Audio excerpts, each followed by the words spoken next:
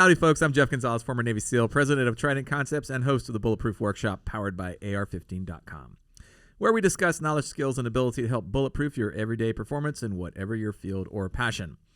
Welcome to Podcast 018. My next guest is a stand-up comic who takes self-deprecating to a whole new level. He's been on the Joe Rogan Show and made his first television appearance on Late Night with Conan. He's a brown belt in jiu-jitsu, frequent seminar host, and Welcome to Hell video star, which I did not know, by the way. He single-handedly ran not one, not two, but three podcasts, his most recent being Advice Not Taken, which I love, and a great storyteller who has taken on a part of the new Gun Curious crowd. Yeah, so I'm excited to talk about that. He's a laugh generator, podcaster, reformed social justice warrior, defense tactics advisor, and aspiring gun nut.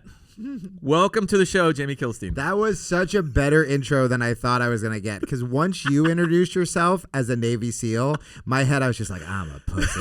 Like, I legitimately, like, going, I'm a Navy SEAL. My next guest is a joke chuckler. I was like, ugh.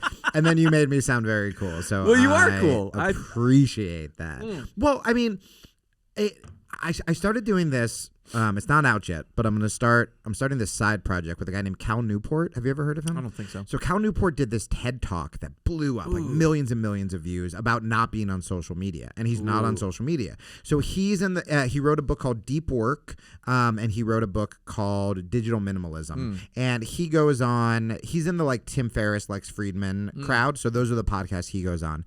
But we grew up together. No way. And all we did. And, you know, he's this famous academic. I'm a comedian.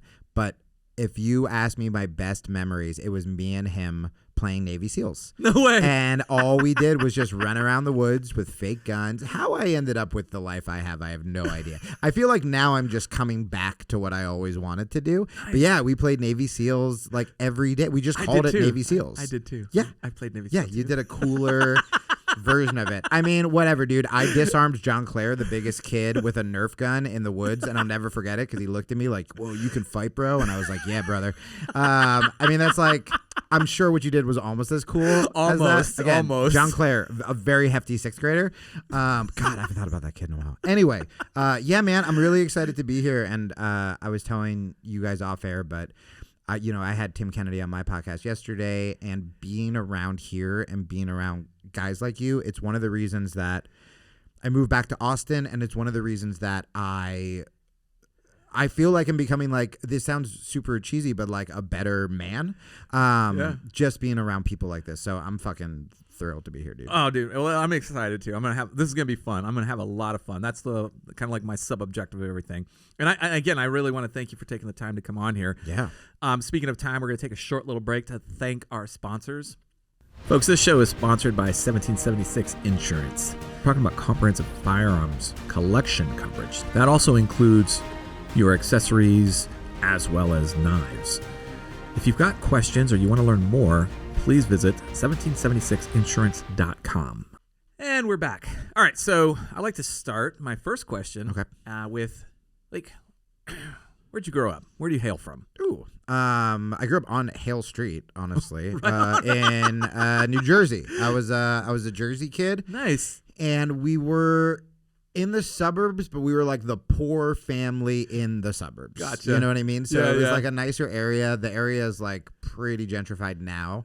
And yeah, we were kind of like the trouble family where, but like we didn't know we were poor. You know when like you look back and you're like, oh, we were dirt poor. Yeah. Where, so I'm Hawaiian and my mom's Hawaiian. And so we used to eat like spam and would put the spam in ramen noodles, but my mom, what they call ramen in Hawaii, they call it saimin. Yeah. And so my mom would just make us saimin, and she'd season it. She'd make it like nice, put green onions on it, spam in it. And I remember when I started watching stand up, all these stand up comics were like, "Oh, poor people with their ramen," and I'm like, "Yeah, fucking poor people with their ramen. Now hand me my saimin delicacy with my golden pork loin," which was just spam. And I was just so broke. And And also, thinking back about this, I'm so glad that we grew up that way because it forced us to play Navy SEALs in the woods. It forced us just to be fucking kids and just to go out and just to play because we didn't have every fancy new video game. We weren't on our phones. All the you can tell I just turned 40. And we just played and we just went on adventures and would come back covered in like dirt and blood, and it was the best. I have so many fond memories of that time period of my life too, where I'd get kicked out of the house. Wasn't allowed back in. My mom would literally lock the door. Yeah. Literally. If I was lucky, my friends and I, if I could bring friends over, she'd feel guilty and leave like little bowls of watermelon on the porch, like a treat for animals. You know? Like she would leave a little bowl, and like just like a pitcher of water, and we would drink out of that pitcher if we. Of course. So like I've drank out of the hose. Oh, that was. Did you ever have to break back into your house? Oh, so many times. So many times. My mom would get so mad at me. Oh yeah, they would just see like a slit in the screen door because I had to use my key to like cut that open, pull that off. Then my friends would like heist me in.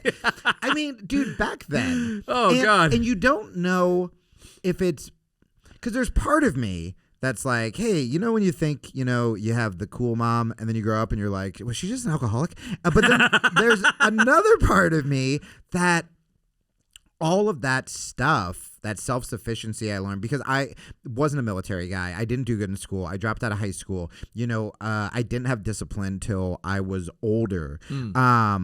But I have hustle and some form of self-sufficiency. And yeah, that came from dude, 90s parents. You'll get this analogy. I don't think anyone will get this analogy. 90s parents compared to today's parents are like the UFC now to what the UFC used to be. Where what the UFC used to be was illegal. It was illegal. You could throw somebody out of the ring. There were no weight classes. There were no rules. They'd put the VHS in like the porn room in the video store. You'd fight 3 times in one night. There was like no commission. John McCain's trying to shut the whole thing down. I mean, it was wild. And that was parents in the 90s. It's where so true. You'd just be like 10 years old and you're like, we're going into the woods for the weekend, and your mom would be like, whatever, peanut butter, and if you see your dad, tell him he's in trouble, and that was kind of it. But man, I'll tell you, it made me. It's the reason why even when things get like dark, and even when I'm struggling or dealing with depression, I still have that. This is a word that's definitely never been used on this podcast before, but like whimsy. I feel like I'm still like whimsical, and there's still like hope, imagination and hope and creativity, and like, hey man, we can still find like joy, right? Dude. Which a lot of adults don't. Yeah, I can tell you right now that, first of all, surviving my childhood, the crazy shit that we did is a testament to resiliency. Yep. And then like just going out in the woods and creating adventure, like you said, helped to spark that imagination and that creativity. Yeah, man. And like I know that there's other forms of those two things that you can see in today's world, but I still feel like kids are missing out. I think they're missing out. I mean, like the one thing I wanted so badly for my kids was to have a similar upbringing, and luckily for I would say until they were about 12 and 14, they kind of did. We lived in a nice subdivision where we had a green belt where they can go in the back and just tear it up. I mean, my older kid would like lay traps and freaking like lean-tos and be out there all day long, and I'd have to go out there and see, oh shit, no, that's actually going to kill something. Let's tone that down a little bit, shall we? The punji sticks. Hey, can you make those traps worse, you scary little nightmare? It was hilarious. So I'm grateful for that. I'm grateful for my childhood, and I love hearing how that kind of like is something that you're trying to get back to. Well, and good for you for doing that, because I'm realizing for the first time in my life that I am going to want to have kids, and I wonder if that's what I want to do as well.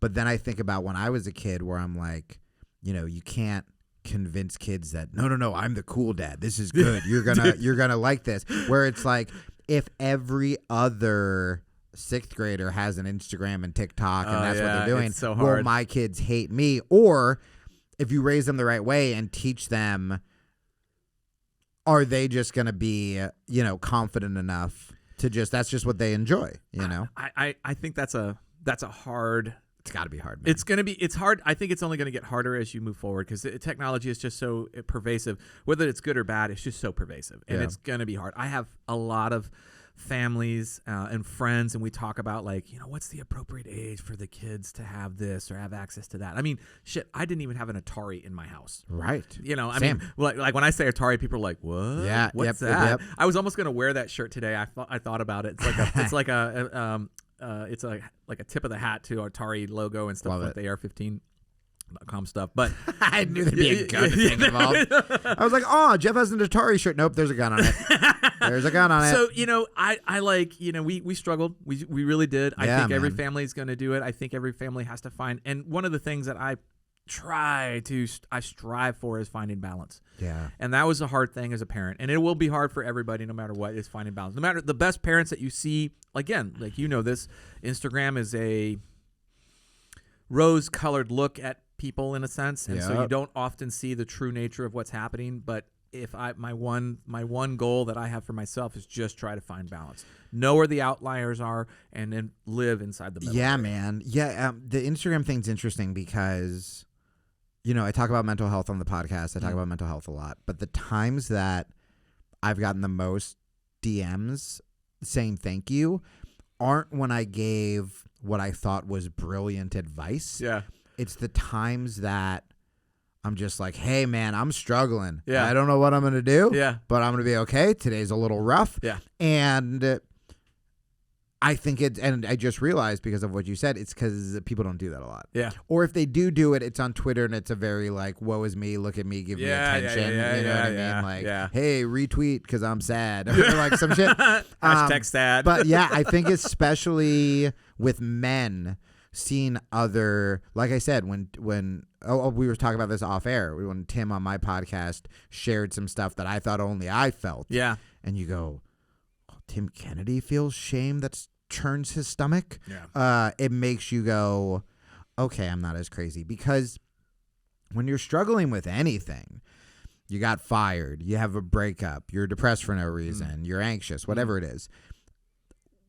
What takes it from bad to worse is when you start getting mad at yourself for being depressed. Why am I fucking like this? This is never going to go away. And suddenly you're not even depressed about the situation anymore. You're depressed about being depressed. Yes. And it just like compounds into this, I'm broken. And that's when people spiral. Yeah. But to know that you're not alone, and in fact that people you look up to go through the same shit. You know what I mean? You're the preacher at your church has had a panic attack. Yeah. Tim Kennedy has fucked up and done like non-honorable things that he's tried to write. Like that really helps because people don't like, especially guys, like they don't want to share. They don't want to seem weak. And the more you internalize it, the more alone you feel. And then suddenly you're just trapped in your own shit.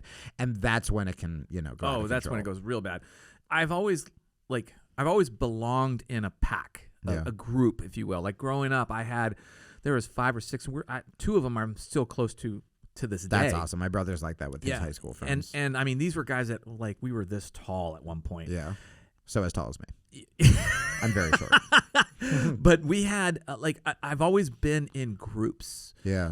And I find I think that's normal. Yeah. To be in, especially as social creatures, to be around other people. So when you're around other people, particularly other like-minded people, you find yourself, you can still be closed off, but I've found myself being more open and honest, not just to myself, but to others as well.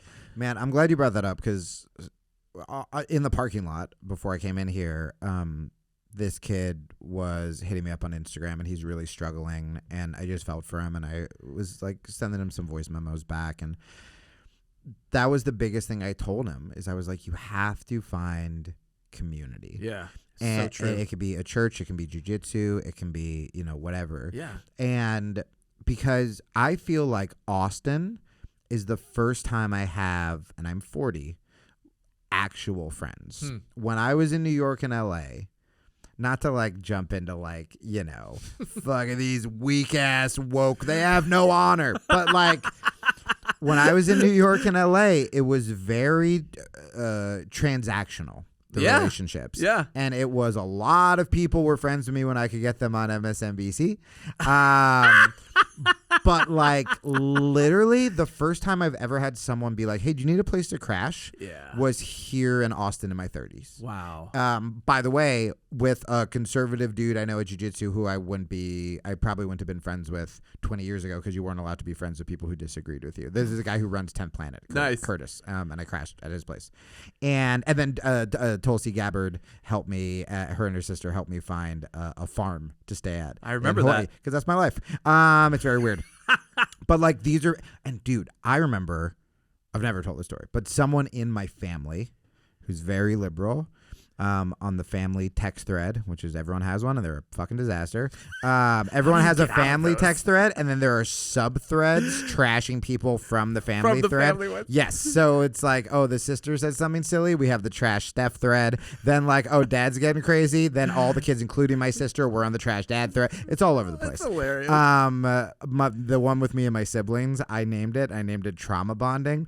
And I was driving with my dad and it said like Nick trauma bonding, and my dad's like, what's that? And I was well, I can't tell you, but also it's your fault, so you can probably figure it out.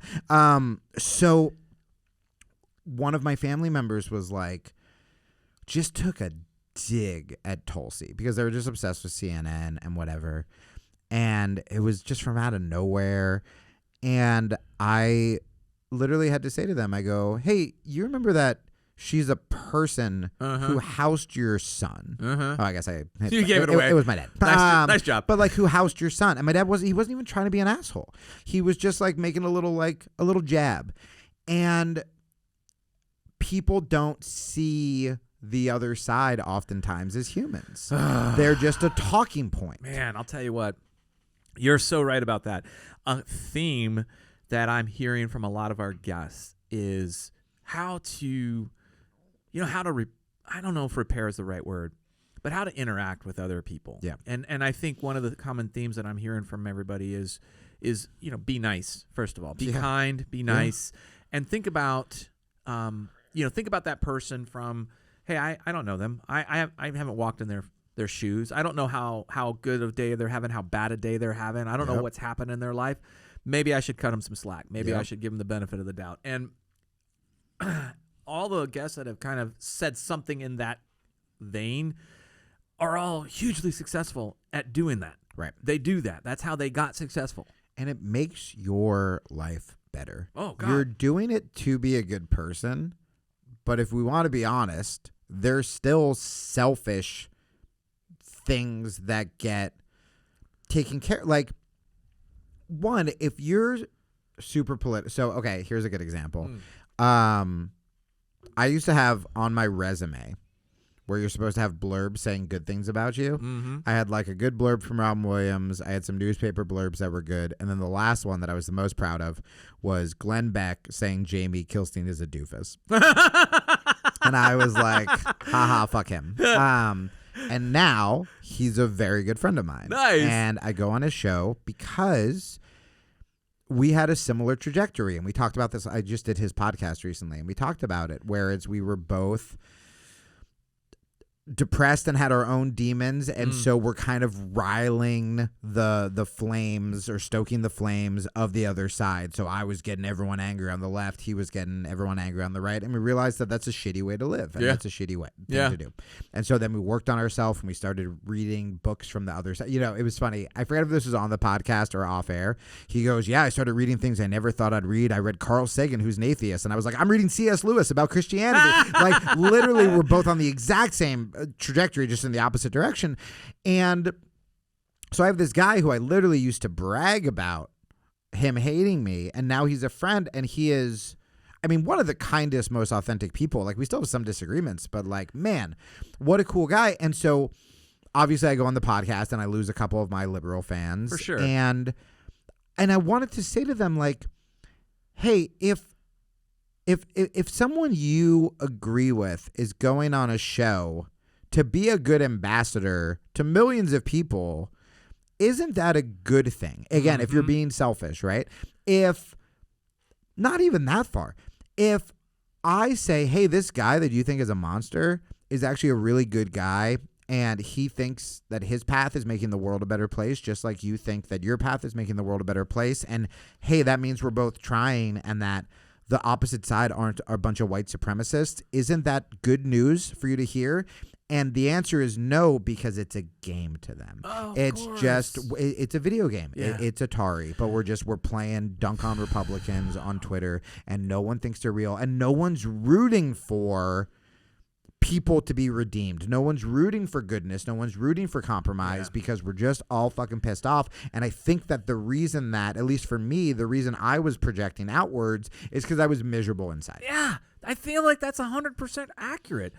Like, I shouldn't come out and make such a broad statement, but I feel like most people that spend so much time on social media in a negative capacity, putting people down, calling people names, saying things that do something to promote their agenda, are unhappy about what's happening within their life. Oh, that is a totally reasonable thing to say. Yeah. I mean, you read some stuff and you just want to be like, hey man, you good? Or like, I remember, are you all right? I remember once I was on a plane and I don't know what happened, but I feel the guy behind me just staring bullets into me. And I turned around and I looked at him and I go, hey man, and just glaring. And I turn back and I just like, when you fucking feel it. Yeah. And I was just like, I turned around and I go, hey, are you okay? And I forget what he said, but he was like, you better watch yourself. Wow. And I was like, oh, dude, I put my hand on his shoulder to be like, quote unquote, friendly, but also to be like, and I was just like, hey, dude, if I like bumped into you when we were getting up, like, I'm really sorry. I have no idea. Yeah. And he said some other like ominous thing. And I remember just being, and I shouldn't have said this, like, because I was doing a good job of de-escalating it. Yeah. But I was just like, you know what? I don't think this is about me. Yeah. And I feel like whatever's happening here, dude, is something else. So I'm gonna turn around. I'm gonna trust you're not gonna do anything, and then we're gonna be nothing's gonna happen.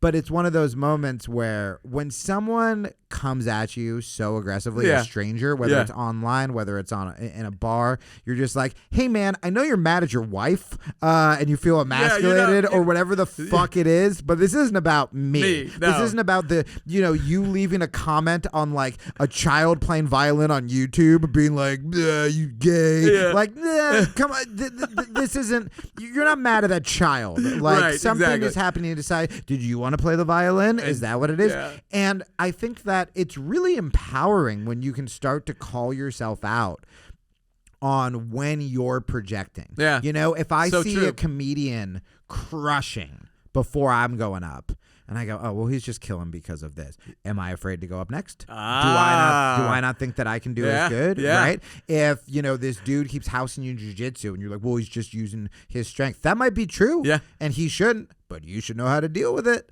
And you should step up your shit. That's true. And so there's always times where we're doing that. Like I remember when I was a kid, before I started training, I'd see someone jogging. I'd be like, fucking loser. Oh, you're just running? Where are you running to? And it's just like, oh, I didn't want to work out. If you see a couple and you're like, oh, look at them like all over each other in public. Are you upset because you're single? Exactly. And we do it all the time. It's so transparent in some cases. cases. Silly. It's silly and it's so transparent. I got to tell this story real quick. It's funny because you mentioned the plane. So, like back in the day, I was a huge Yankees fan. Okay. And I get on a plane. I'm in first class and I'm sitting down. And I had something on, I can't remember what it was, some paraphernalia, New York paraphernalia. Like when like right after 9/11, I got a hat from NYPD that I used to wear. It's still like it's filthy at this point, but I wear it everywhere. I might have been wearing that hat. I sit down, and the guy that's sitting next to me, and there's only 2 seats in first class at this point, and the guy sitting next to me comes in full on fucking Boston Red Sox paraphernalia. It's also the worst because whenever I would get into first class, because I was like bumped up, or I'd be like, you know what, I don't have the money, but I'm going to spend. And if someone shitty sits next to you and you're like, come on, man, this is like the only time I have this. This is my fun time. This is it. So we sit down, and right away, there's like this wall that ran up between us, and it was like the elbows weren't even on the armrest. Stop it. Over a game. Over other men playing ball. So we start sitting there, like the safety brief goes on, and we're just sitting there, we're waiting to take off. And it's like a cross, like I'm flying from, I don't know, long distance. I can't remember what it was. So we're going to be on this plane for a long fucking time. Those are the good first class ones. Yeah. That's like you can lie down and shit. Yes. Ugh. So I remember he kind of goes something like, so did you catch the game? I'm like, yeah, I did. Not happy about it, but, whatever, Yeah. And we just started talking. Yeah. And I know there's a huge rivalry, and rightfully so, but for some reason, after we just kind of like broke the ice and just started talking, it became one of the coolest conversations that I ever had on a plane. Dude. It was so awesome. Like, I can rattle, back then I could rattle off stats about all the players you both love the same thing. Exactly. So we were like exchanges like, oh yeah, but you had this one, remember that one guy that so we were back and forth the whole time. And the stewardess was like, even she was picking up on it in the beginning. She's like, oh shit. She comes by and brings us, the drinks, and she's like, oh, you guys look like you're, whatever. I can't remember what she said, but she said something that acknowledged the fact that I knew that you guys could be trouble. I love her pulling the mom move, literally bringing you guys snacks and being like, you boys going to play nice? So true. Oh God. Dude, I'm thinking about it. You might have been the first. Because I think I knew you before I knew Tim. And maybe I did. I know I did Glenn Beck's over COVID for the first time. That was just over the phone. I don't know if I had met him yet. But you may have been the first of my, like, oh, we're going to be friends.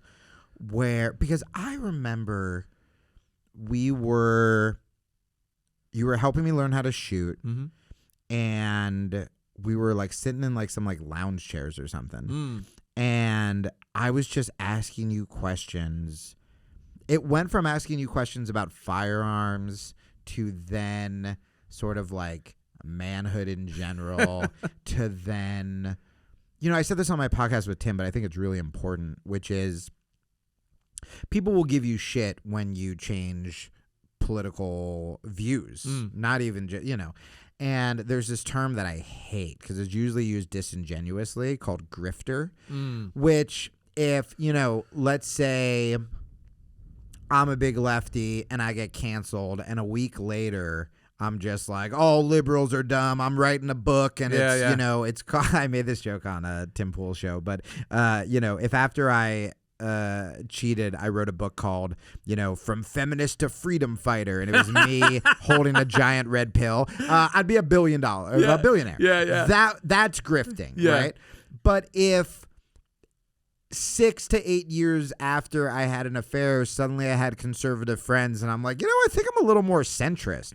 That's evolving. Yes. And what's crazy is the reason that I've never switch political issues when it was smart. My entire career has been the anti-grift. I was doing anti-war material when we were the most patriotic after 9/11, which, by the way, I consider pro-troop material to question why we're going into war. That's another conversation we can have. Then Obama becomes president. The first time when I made my TV debut, I ranted about drone strikes under the Obama administration, which was not popular because everyone wanted to love Obama, which he seems like a good man. But I was like, hey, man, if we criticize Bush when he was doing it, we got to criticize Obama. So true. So that wasn't popular. Then Trump becomes president. Finally, you can do political material. And I go, yuck, everyone's doing it. That's hacky. And now I'm talking about relationships. And so I've never taken the easy road. Yeah. And the reason that I've become conservative on some issues, so let's say the gun issue, it's because I became friends with a guy, you, Tim, all the guys here. They have guns. I like them as people. I respect how they operate as men, right? I respect how they are dads, how they are friends, how they talk to me, how they're open-minded. Tim on my show talked about how the men here have grace, words you wouldn't expect from just a bunch of fucking tough guys, right? And so then I go, well, if they're the kind of people I would want to be like, and I see how they are as humans and how they treat other people, maybe I'll ask them, like, hey, why are you pro-life? Yeah. And shockingly, it's not because they're like, because I fucking hate women, right? Or I go, why do you feel this way about guns? And they're not like, school shootings are awesome. You know what I mean? It's, you are trying to help people another way. And so what happens is when you see someone as like a man and a good man, then you go, well, if I listen to you talk about these issues we disagree with, I already respect you as a person, so I can give it some like breathing room before I just freak the fuck out. Yeah. And so now I've just heard arguments where I go, oh, that makes sense. And it's from a person I admire. Yeah. So I'm going to think about it. Yeah. And then sometimes I've changed my mind. And sometimes I haven't changed my mind. I feel like, back in the day in the old war cultures, there was the war table that everybody would sit around. All the veterans would sit around and they would decide whether or not they're going to invest loss of human life in a campaign. And it was their responsibility in a sense to have that conversation to make sure it was worth it and valuable. Yeah. But what I found was that not everybody agreed. Right. They're all part of the same tribe, but they didn't always agree. Right. And it never resulted in like, okay, let's go outside with battle axes and settle this. It was always it was always more of a, like, I respect you because you fight by my side, and I'm going to value your opinion because it makes it's a different opinion. You all want what's best. Exactly. So, and I feel like that transcends generations, and, you can see it here and there in certain groups, if you will. But I find like, and there should be, it goes by different names, but there should be somebody that is the outlier. If all 9 of you are thinking the same thing, there should be one person that by proxy should think the opposite and validate, is it the right thing to do? Are we going the right path? It's my job to be the devil's advocate and to try to challenge you to see whether or not this is actually, or are we just all in our own echo chamber following everybody because we're not open-minded thinking? Do you think that,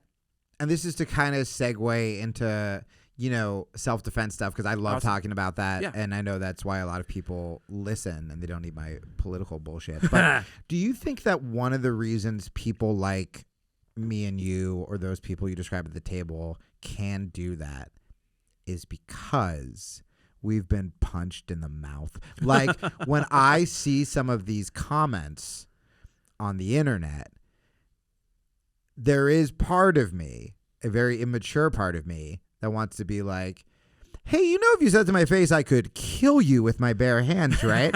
Like, I could end all of this, which is why you're doing it online, because you're a coward. And then I have to be like, that's not what Jesus would say. But like, I think that when you do hard things and when you put yourself in these, in the fire, it humbles you. Oh, without a doubt. And it's so crazy to me, while making perfect sense, that the baddest motherfuckers on the planet can also be the sweetest and can deal with someone who disagrees with you without being a fucking baby. And part of me wonders if, the ones who refuse are just kind of entitled little shitbags who've never been slapped. Ooh. Well, I would say that you're probably pretty damn close to the truth. Yeah. I would say that some of those folks are probably not accustomed to violence. And as a result, they have no real interpretation of consequence. Yeah. And as a result, they're free to do what they want. Yeah. Because there is no consequence. And there's in the gun community, there's what's called the polite society. Yeah. And what that really means is that we are all capable of dispensing death. Yeah. And as a result, it's like a mutually assured destruction of sorts. So because of that, we're going to be nice to one another. Right. We're going to be kind. Yeah, okay, maybe he took my parking spot. It's not worth me going to blows or drawing guns and blah, blah, blah, blah, blah. Yeah. And I feel like that polite society model is something that is not well known, because I feel like you taught me that. Yeah. I was like, I know I heard that somewhere. That was one of the first things you told me that made me start thinking differently. So the way it worked with me, if any of you guys are gun curious, that's probably not how you want to phrase it, but like that's how we phrase it. Oh, good. Which is, I wanted to learn about firearms strictly. Well, 2 things.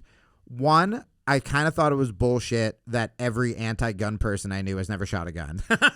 And I go, well, this seems a little ridiculous. I mean, I guess you don't need... A little shallow. You know, I mean, to be fair, it's like I defended same-sex marriage and I wasn't like, I guess I got to fuck a guy. But I thought it would be more responsible to... Because I care...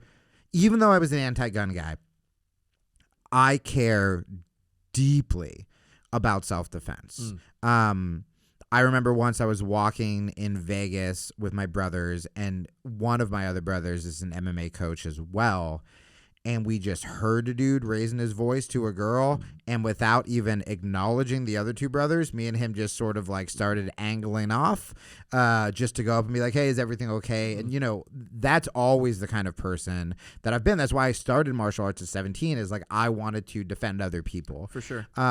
Which is so wild that that I was so adverse to the military. But again, that could have been projection, right? That could have been me being like, well, I'm not that tough, because I've always had imposter syndrome about fighting. So that was part of it. I was like, if I'm going to be anti-gun, I should know what the fuck I'm talking about.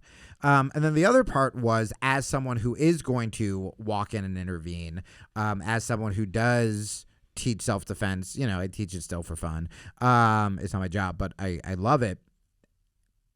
What happens if a gun is involved? And it could be as simple as, well, I know how to disarm someone if I can get hands-on, but then what happens when I'm holding the gun? You know what I mean? Like, I at least want to know how to, like, unload it or to aim it properly until the police come, whatever. So me and you... I heard you on a podcast with our friend Kyle Kingsbury, right? That was it. And I reached out to you and was kind of like, hey, here's my brief story. And yeah, we trained and I was very nervous. And to be honest, the reason that I haven't even got a gun, because I've been thinking about it a lot, is that I want to be able to train consistently. We can talk about this off air. But you started telling me these things that were completely antithetical to what I was told.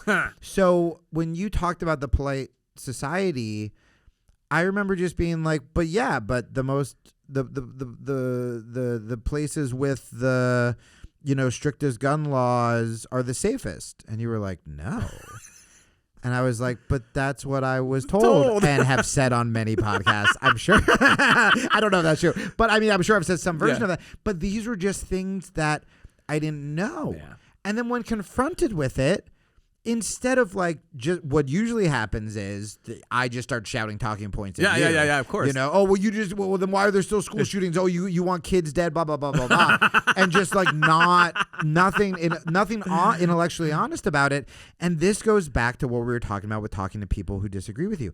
If the goal isn't to be right, if the goal is I want people safe, then you should see what's working. It's so true. And you should listen to all sides.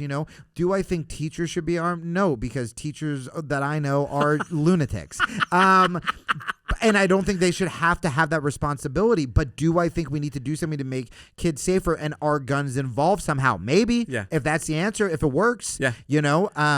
I think being open do I think more people should train if that makes you safe? Yes. Yeah. Do I think people who don't train and who are out of shape and wouldn't even be able to chase someone down a block without throwing up, or have never taken a jiu-jitsu class, or don't go to the gun range but have a fucking arsenal in their basement, do I trust them with guns? No. Yeah. I think that you can still be balanced, and both sides need to ask questions and take from the other side and be like, how can things be safe? How do we try to keep guns out of the bad guys' hands? Are we going to get rid of guns? No. So then how do we get guns in good guys' hands? How do we train them to not be trigger-happy lunatics, to not be like a George Zimmerman or someone like that? These are the kind of questions you have to ask, but it can only happen if people like me and you can have that initial conversation without being confrontational or trying to be right. Absolutely. And then we became friends, and now all I want to do is get a gun. Well, there's so much that there's a lot to unpack. I know, there. Sorry. No, but it's great because I feel like there's a lot of awesome content in that. When we first started talking, and I say we joke about the gun curious term. But gun culture 2.0, which is what we're referencing this as, is different. Yeah. It's very different. And when you reached out to me, you were almost like the exact model of what gun culture 2.0 looks like. Yeah. Folks that have been historically anti-gun, folks who have followed a party line without understanding much about what that party line meant. Yeah. Like terms and statistics and things like that. They just repeated them they regurgitated them without understanding them. Yep. So to me, this was an opportunity because as in my position, I've become somewhat of an ambassador, and my job as an ambassador is to try to welcome and create an environment where people feel, okay, I'm willing to take a chance and see what this is all about. Yep. And that's why it was so universally successful between the two of us, was because you came at it from that same angle, I came at it from the same angle, and we had that mutual connection about wanting to improve. Yeah. Whatever it was. My ability, I wanted to improve my ability to connect with, because you're not the only one. I mean, gun culture 2.0 is so diverse, so rapidly growing, and so valuable in the grander scheme of things. Like even within my community, and I say this with as much respect and love as I can muster, we're just as fucked up as every other community. Yep. We have the same issues, the same, like everybody, like you got the far left on this issue and the far right on this. Even within my own community, there's so much infighting. It's so much infighting, and so it's frustrating. So like, I want to bring people in. I want to help them to understand why I believe a certain thing. I don't expect them to just jump on board. Yeah. I hope that they are intelligent enough to start asking questions, which you did. Yeah.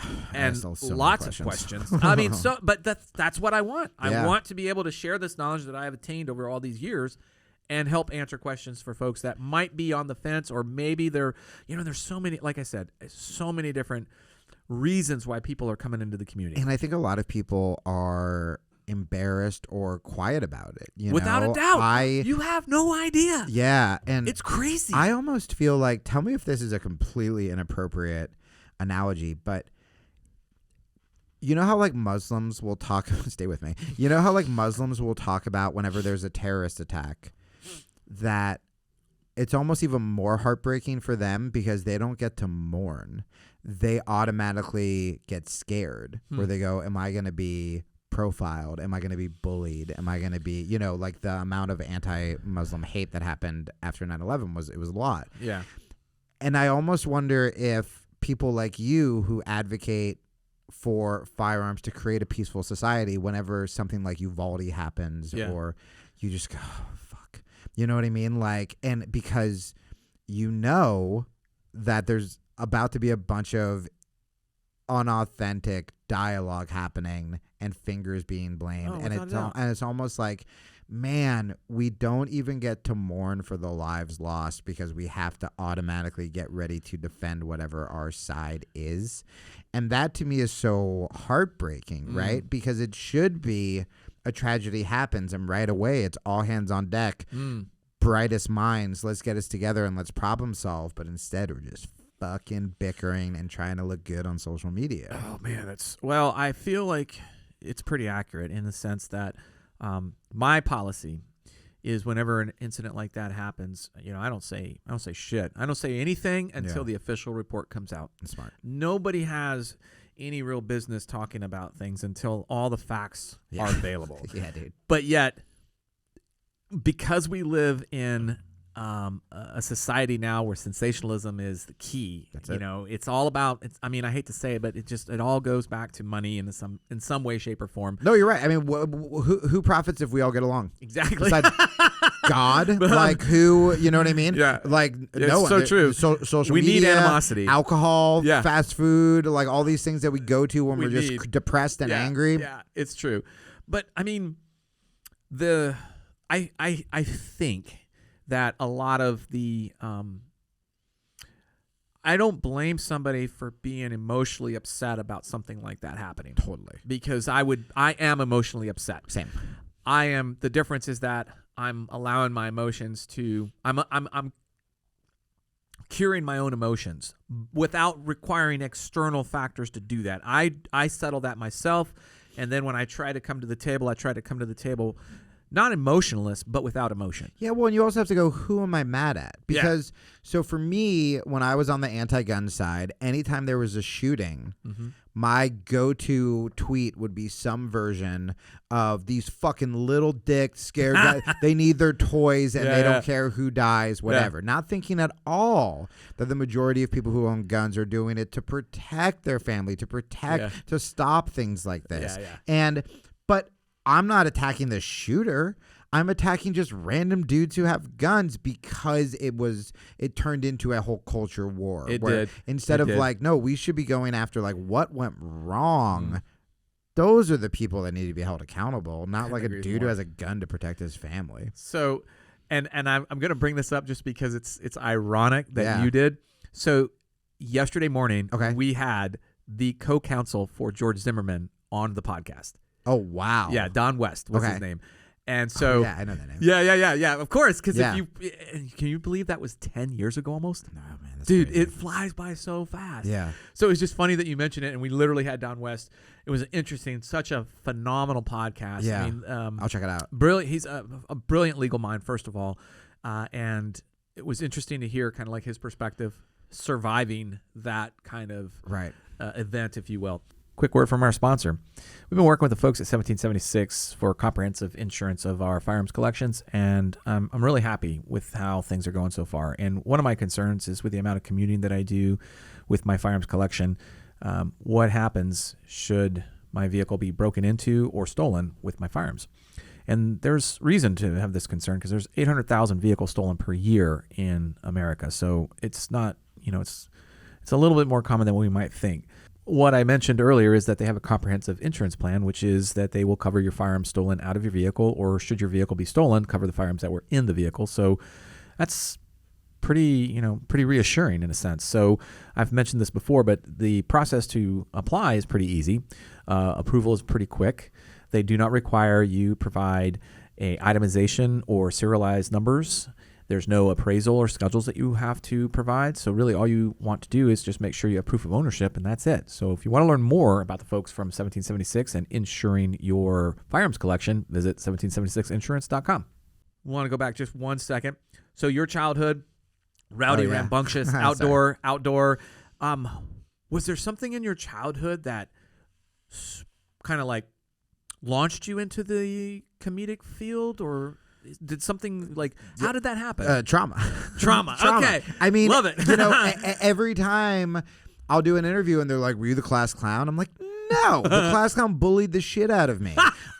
Usually class clowns, quote unquote, are hacks. They're the ones screaming at the teacher on their desk to being racist or sexist. Where a lot of times the comedians are like the quiet ones journaling with like a black eye. And I was just, I was reading Calvin and Hobbes and watching The Simpsons. And comedy was the thing that broke the ice when my life was falling apart. So the moments I remember, I wish it was, I was watching Bill Hicks when I was 16, and that stuff happened eventually. But it was something bad would be happening with my family, and me and my brothers were sitting around and we didn't know what to do, and we were scared and we were sad and we were kids. And then one of us would make a joke. And that joke was obviously going to be inappropriate for whatever the circumstance was. We would all start laughing. And then once that broke the ice, we could attack and we could come up with a game plan. And so, they always say this, but like a lot of good comedy comes from trauma and comes from what you survived. And, now what I have to kind of deal with is a lot of comics go off the rails because they take that so seriously that if they start to get healthy and suddenly they're not depressed, if they're in shape, they feel like they lose their superpower. Yep, because you're supposed to just be this degenerate loner who's drinking and fucking girls after the show, and then suddenly, you're going to church and doing a podcast about guns, and you have really healthy role models, and I came from jiu-jitsu because I was up at 5 a.m. but and I trained before I meditated before, like it's like and I'll have these moments where I go, am I still a comic? And then you get on stage and you're like, oh, I'm actually better than I ever I was. love that. But the story you tell yourself is you're supposed, because that is where it comes from. It does come from making mistakes, trauma, examining them, making jokes about the terrible breakup, stuff like that. That's where it started for me. And then I became a fan of stand-up, kind of. I mean, I still want to play in a band. I like music more than I do comedy. I love that. Yeah, music and fighting are the things I could like. I get excited. I wouldn't spend Saturday night to get together with my friends to watch stand-up. I just happen to have done that for a long time. Nice. Music is like my heart, and fighting as well. But so that's kind of where it started. Interesting. What's so funny too is I can remember, we'd be just miserable, cold, wet, up all night, middle of some shithole. Yep. And there was one time we're stacking on the door about to make entry, and it had been long time getting there, and I just kind of whisper over my shoulder to the guy behind me. I'm like, some fucking random joke that just came to mind. Not even a joke, just kind of like a punchline. Yeah. I reached over, or leaned over my shoulder and kind of said something to him, and I just see him just start laughing, and right at that moment, I was calm, but I felt like everybody else might have not been as calm. So on more than one occasion, I have kind of tried to do that, to try to just provide a little, just take one wrap off. Dude, that's so fucking cool. That's so cool, because I've told that story forever, and I'm picturing a very specific moment with someone in my family, and the ambulance is there, and me and my brothers were in my room, but there was we weren't about to fucking storm you know what I mean? And so to hear you, where the circumstance, it's so heightened in your situation that it still applies. Yeah. Oh, dude. It's so fucking cool. I mean, so many guys that struggle in, post-military or even still in the military, one of the best outlets for them is laughter. I want to start doing more. My buddy Dean does a vet night at the Creek in the Cave here in Austin, and I jumped on the show, and I'd never done a vet show before because, again, I was just anti-war liberal, and these guys were so fucking cool. I think Kevin actually knows some of them, but so cool and so sweet, and they were just the best audience members, and I was like, man, I want to do more. Dude. I want to do more shows for vets. I would highly recommend it. Yeah. I would. I mean, first of all, they could use as much laughter as they can get in their lives. Well, and also especially I could use being around people like that. Yeah. Right? It's kind of we both have things that help the other person. Absolutely. It's why I like hanging out with you guys here. Dude, the other suggestion I'd make is Fridays we have veterans jiu-jitsu here. Oh, sick. Dude, and that's I've really become somewhat enamored with that. I try not to miss that class just because there's a lot of other veterans that come in there, and it's just a different environment. It's very, I try to explain it to people that jiu-jitsu has a very familiar kind of environment for me. Yeah. And I miss that environment very much. It's hard for me to walk away from that environment. So this is a kind of like a pseudo parent, if you will. Yeah. I remember when this is a couple weeks ago, when I got back from DC and I decided to move back to Austin. I didn't train jiu-jitsu really when I was on the road. I was on the road for probably 4 months and I didn't train. And, I tried to stay in shape and I'd go running and lift weights, which is whatever. and I was nervous to roll for the first, even though I've been doing it for 20 years. I was kind of nervous when I got back to 10th Planet. And I was I'm just going to roll with the coaches. I don't want to get hurt. And, it's a very ironic thing that even though you can pulverize the majority of lower belts, it's if you actually don't want to get hurt, go with the fucking black belt. Of course. Go with the toughest guys in the room. Of course. I always tell that to new students or girls. They're I'm hey, here's who you should roll with. And I'm just pointing to the biggest, scariest looking motherfuckers. And I'm just like, I know it doesn't seem like, it seems like I'm playing a joke on you. Go get that guy. Yeah. And I rolled with one of the coaches who's one of my best friends. And he's, that person who it's like the very back and forth where it's like you're literally like the last years, but you're even on taps. It's like he gets you, you get him. And that's just, he's like my guy. So it can be very hard rolls. And we just rolled. And I remember feeling like I was going to cry when we hugged afterwards because I was like, I think he said this. I go, dude, I didn't think I'd be so emotional. I didn't even think I missed jiu-jitsu. Oh, wow. I was like, oh, because I'm when you're not doing it, you make excuses. You're like, oh, thank God I'm not getting fucking hurt. I'm not getting stabbed from you dirty motherfuckers. And suddenly I'm rolling with one of my best friends and mentors, and I'm just like emotional. And he goes, it's a language, man. Yeah. He's like, we were speaking another language to each other. And it was so It's beautiful violence. I love that. That's a great way to put it. Both those ways, a language and beautiful violence. Let me ask you this. Yeah. What would you want to do over? Oh, man. Only one. Okay. I was like, this is gonna turn into like a Joe Rogan 4-hour podcast. No. It's interesting because I'd say as close to 6 months ago, I would say, oh man, so many. I mean, I would say like I had an affair and it was really bad and it torpedoed my life. And I would be like, well, obviously, like I wouldn't want to do that. And I wouldn't.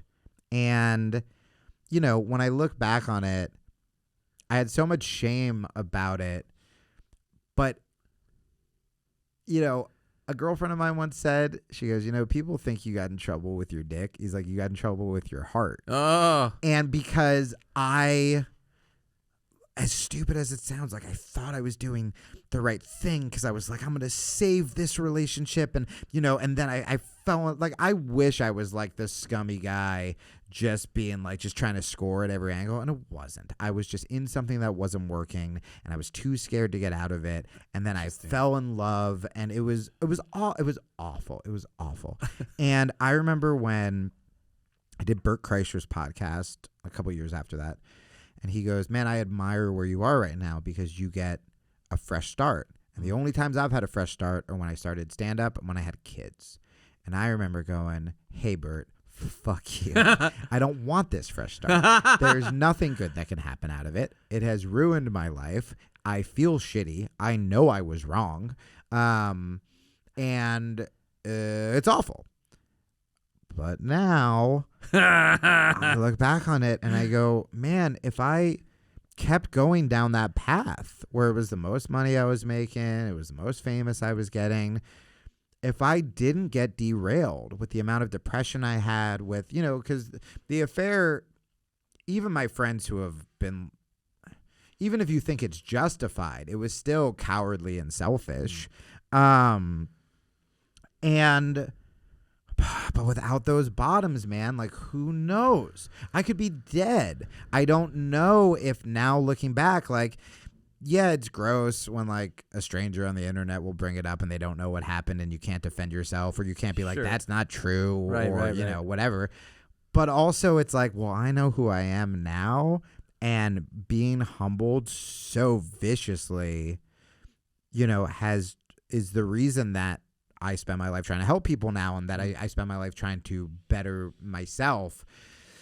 So I don't know if it would be that. I mean, so I'll give you a lame answer. Okay, fair enough. Because that's the obvious answer.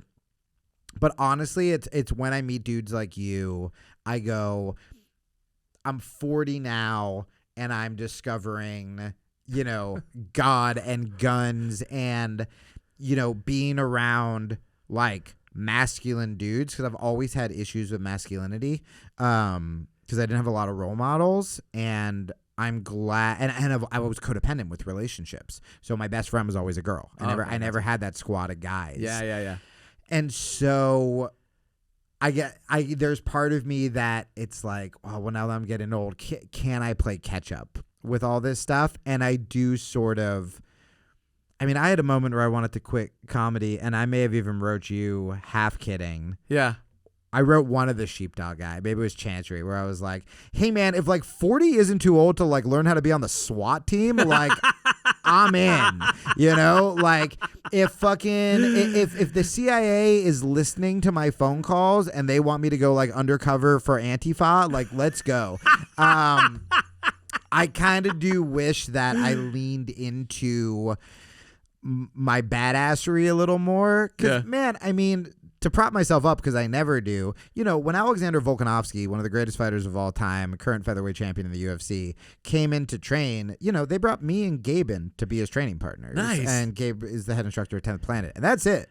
And I still have imposter syndrome about being a fighter. That's crazy. Yeah, for sure. When you're in the room, like with those guys. Yeah. And by the way, you know, the move, this is for all you jiu-jitsu people who are on fucking TikTok trying to learn like no-gi barambolos. You know a move I got Volkanovski with 3 times? Trap and roll.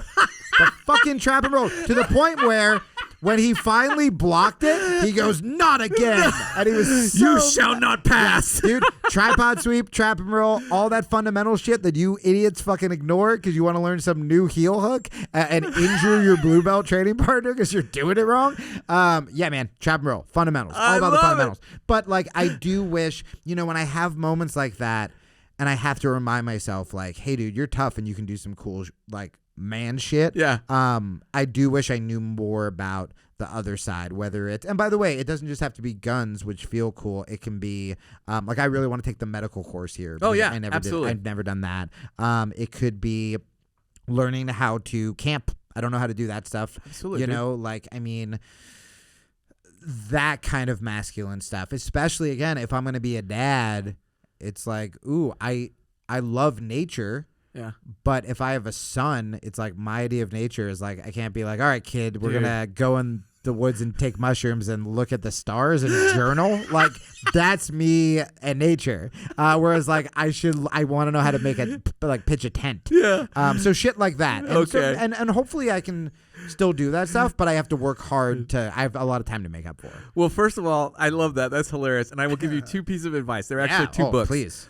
One is the Dangerous Book for Boys. Okay. It's this amazing book that basically was it was a handbook for when we were kids. Okay. Like how to do everything, like how to make a fire or how to like create a slingshot. It sounds like the toned down version of the Anarchist Cookbook. It is exactly what it is. Because you remember, like, I don't remember anything about it, but I remember being a kid and there were just rumors that this thing exists called the Anarchist Cookbook. Yeah. And like, yeah, okay. Yeah, Dangerous Book for Boys. It's awesome. That's amazing. And then the Boy Scouts Handbook. Really? Yeah. I think I made it as far as I was in Cub Scouts for a little bit. Yeah. And that's it. Okay, because I'm telling you, I'm moving into a new place right now, and I ordered a lamp.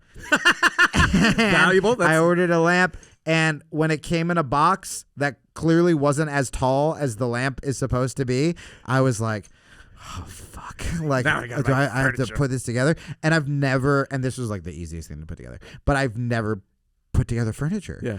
And I just remember being like, I'm going to fucking do it. And when I put together this lamp, I felt so good. And I was like, I shouldn't feel this good right now. And so, yeah, like stuff like that, I legitimately want. Those books are, first of all, like, both my boys got a copy of the Boy Scout Handbook. Yeah. And, you know, they read like, I don't know, maybe the first 10 pages. Dude, same. And that was it. I will remember it when, but I open it up and I'll show them. I'm like, yeah, I have a question. Look, here it is. It's right here. The answer. You don't have to ask me. It's right here in the book. You can discover it for yourself. Yeah. You little asshole. Just kidding. Just kidding. But those books are fantastic. And I think you would really enjoy them. Hell yeah. And you know, the other thing about it, that the whole idea of, you know, like do-overs, you know, sometimes that's like cheating in a sense, because you're using hindsight. You're looking back at things, and then I look at the do-over more as like, all right, what's my lesson learned that will hopefully prevent me from making that same mistake again? Right. Yeah. Have I ever cheated again? Absolutely not. Bingo. Like, easy, right? Every relationship I become a better boyfriend, and now I mean, it takes practice. It takes practice, Yeah. and now it's to the point where, I mean, I'm like, I'm saying no to hookups because I now know my goal, and I'm like, well, if my goal is a family, then this is just wasting my time. Dude, I've had enough of that. Trust me, that's know? like I shouldn't say it like this. Not that it's not a bad thing to do those types of things. Yep. But I went through a very similar kind of period in my life when I got divorced. Yeah. And like I drowned in self-pity and whatnot. I literally thought you were about to say I drowned myself in pussy, and I was just like, fantastic. No, that comes later. Yeah.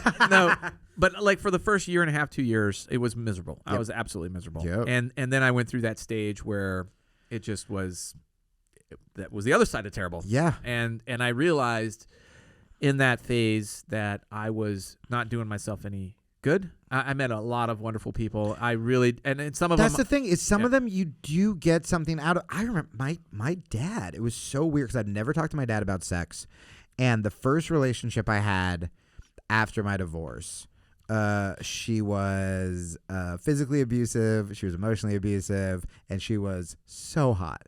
Oh. And I was like, I'm in. This is great. We moved in like a fucking very quickly, and it was a disaster. And all my friends who like knew her, my family, they were like, get out of this. And I was like, we have sex so much, and she's so hot.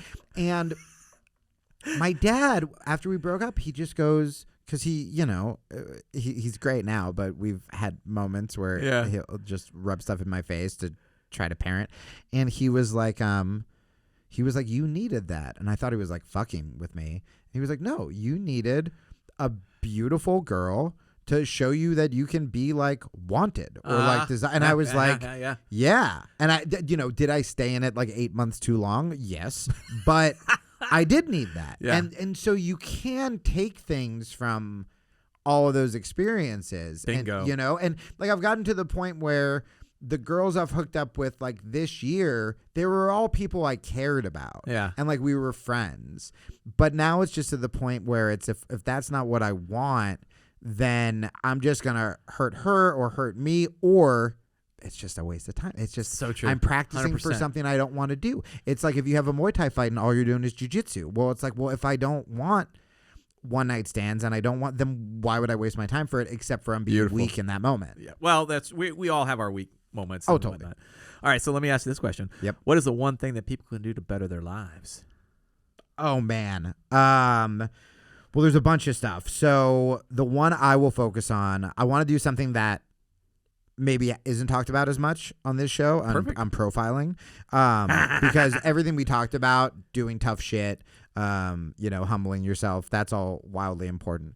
But also the other side to that is just it's love, man. It is how can you look at everybody that you interact with, the person you don't like, the person who you would ignore at Starbucks because you're on your phone, the person walking by you with their dog. How can you make them feel special and not even special? How can you make them feel seen in that moment? Mm-hmm. If you don't want to take your wallet out because there's a homeless person and you just don't trust that like maybe this guy's gonna take my wallet, can you still look him in the eye and go, hey man, I'm really sorry, like I don't have anything. Mm-hmm. Which by the way, from a self-defense perspective, correct me if I'm wrong, I also think that's one of the reasons I've never had a problem with homeless people or schizophrenic, because I will look at them, I will acknowledge that I see them, and then I will just say, hey man, I'm really sorry. Mm-hmm. And direct eye contact, whatever. Yeah, if someone's having a fucking episode, then, speed walk by, but whatever. Speed walk by. But I think that, and I think that the more you give love and the more you give kindness, the more, one, you don't even really need it as much back because you're doing it unconditionally. You're not doing it to be like, whoa, look how good I am.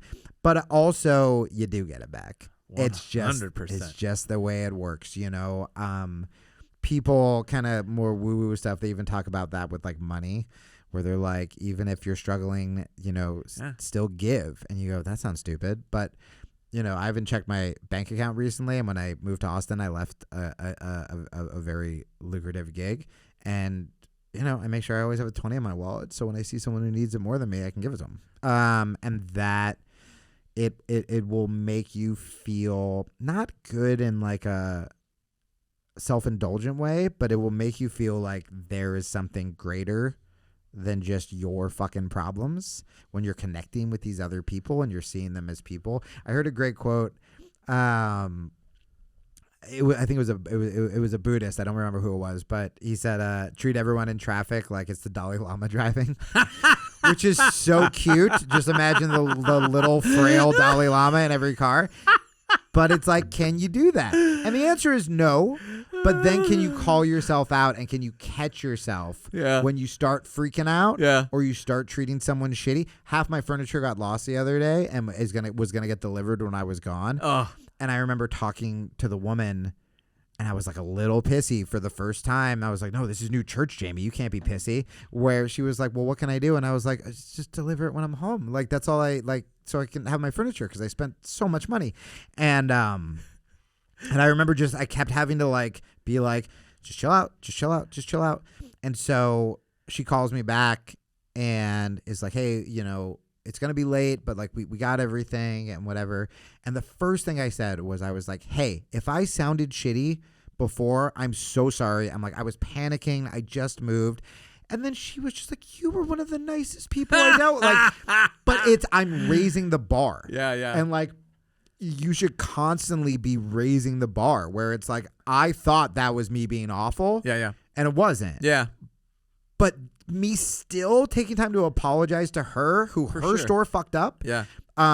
That made her feel great. And maybe that's going to be able to help her when she gets the next asshole customer. Without and a doubt. maybe that's going to be able to help me that we don't even get to a point where I think I have to apologize when somebody fucked up. Yeah. And then I get to check myself and I go, why was I so shitty about that? And I was like, because I am so close to being burnt out that I'm being really nice and compassionate when things are cool, but I'm still stressing myself out to the point where if something goes wrong, I could like lose it. Yeah. So then I go, okay, well now I have to work on that. Am I getting to the gym every day? Am I, and it makes you better. So I think, yeah, man, the biggest thing is like lead with love. Like your kids can fucking bother you, but like they're still your kids. Can you still hug them and see that they're scared kids and spend time to play with them instead of stressing out just about, work or being on your phone? Man. All that stuff. Love, love, love, love. I love that's that. my answer. Yeah. That is a fantastic answer, first of all.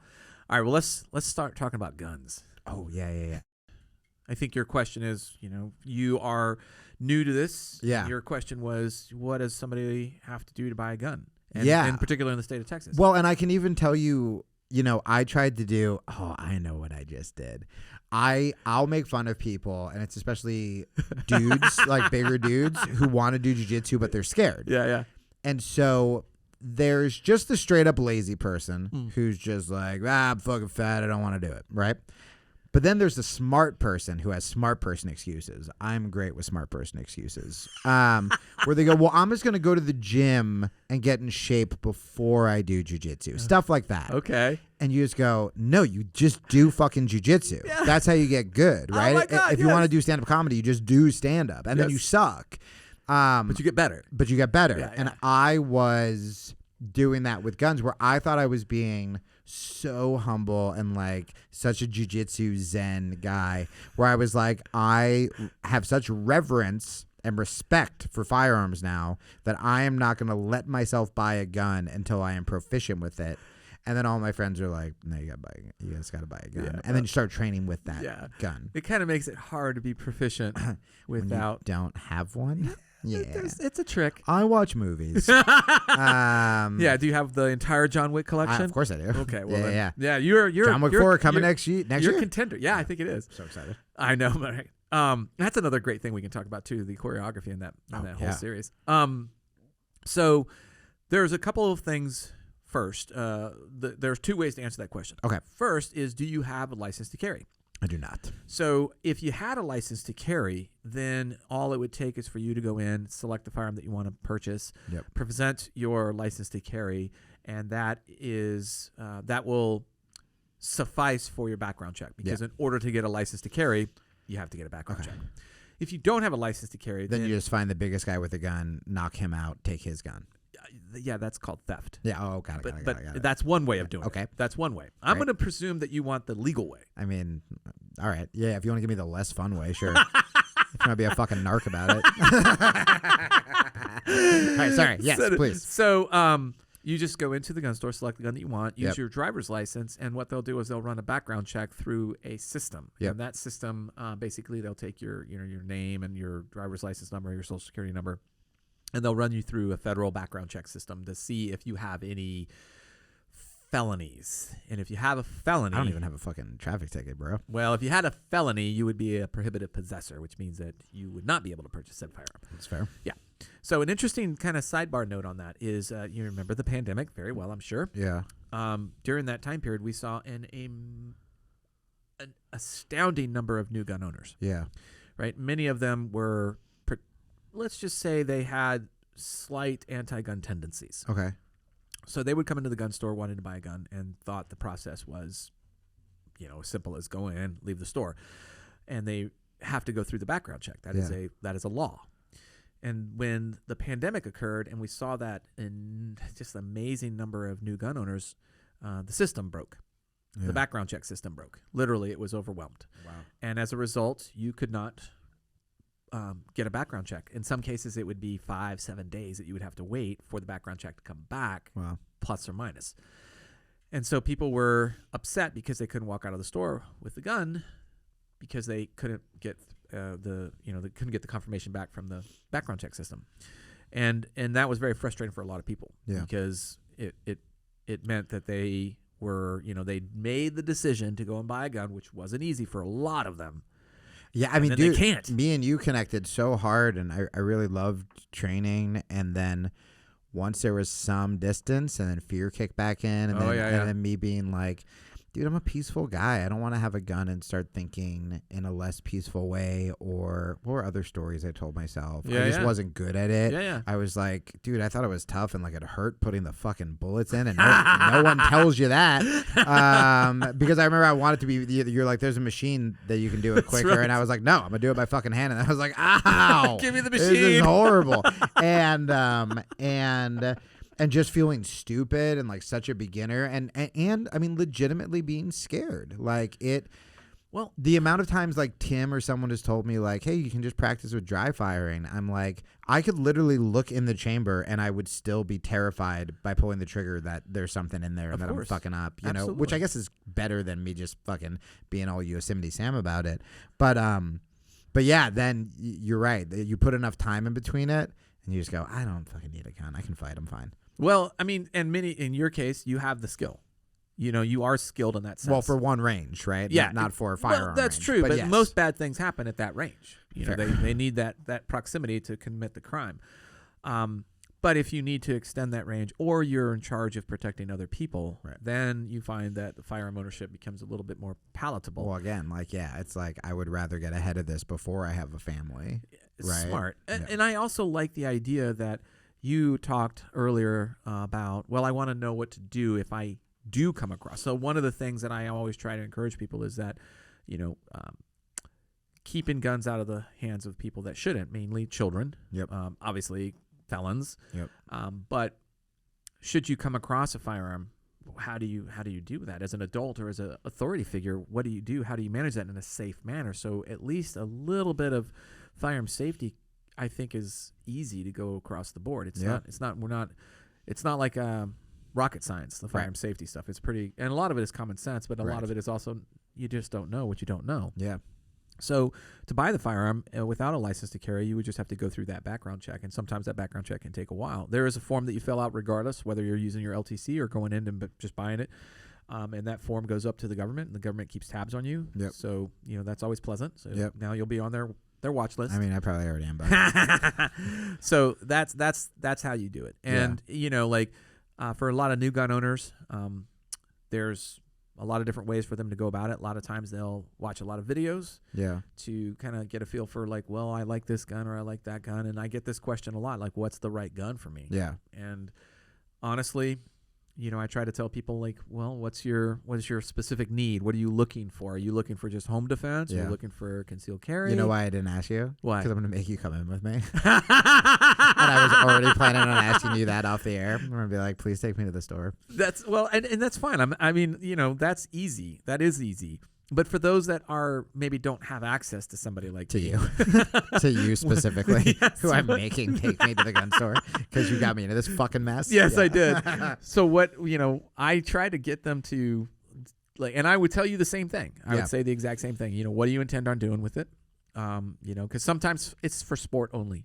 A lot of people get into the shooting sports, which is a lot of fun. Yeah. And it's a great way to meet a lot of other people that are also like-minded and enjoy the shooting sports. Oh, that's cool. It really is. It would be like, kind of like just getting into jiu-jitsu for the competition side of the house. For sure. Others choose to do it more for the defensive side. That's me with jiu-jitsu. I had a competition, a little spree where I was a consistent silver medalist, but it was good. So first place loser. Yeah, exactly.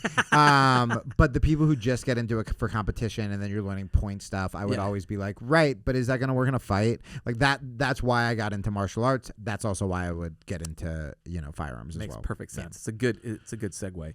And then, after that, price does kind of come into the equation. How much do you have to spend? Because a lot of times we were looking at during the pandemic, single moms, low income families,